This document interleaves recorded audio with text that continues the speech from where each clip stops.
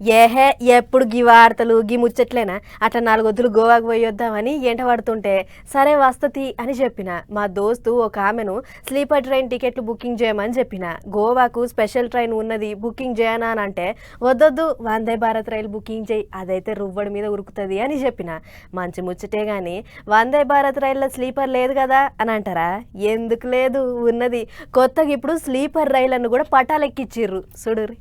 ఇగో ఇదే ఇప్పటి వరకు మా మంజులో చెప్పిన కుక్క మూతి రైలు బండి, అదే వందే భారత్ రైలు.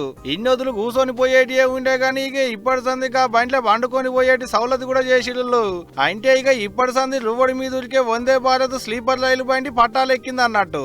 అగ చూడలే, కింద కూర్చునేటోళ్లకు గిరిజన తిరిగేటి సీట్లు, మీదంగానేమో పండుకునేటోళ్లకు స్లీపర్ బెర్తులు.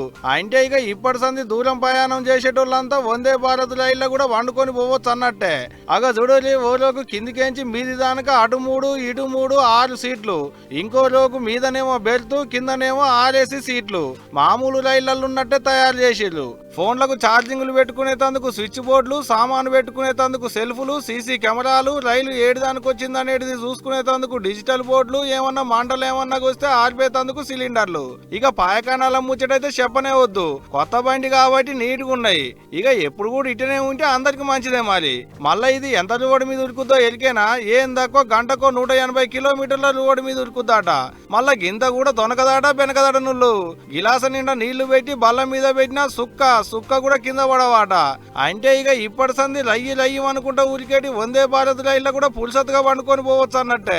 ముందుగాలకి రైలు ఎంత రువడి మీద ఉరుకుద్దో చూద్దామని గంటకు 130 కిలోమీటర్ల రువడి మీద ఉరికించేదాట.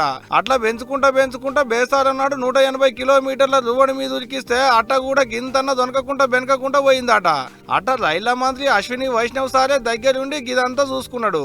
అంటే ఇటు 180 కిలోమీటర్ల రువ్వడి మీద ఉరుకుద్ది, పండుకొని పోయేటి సౌలతుంది.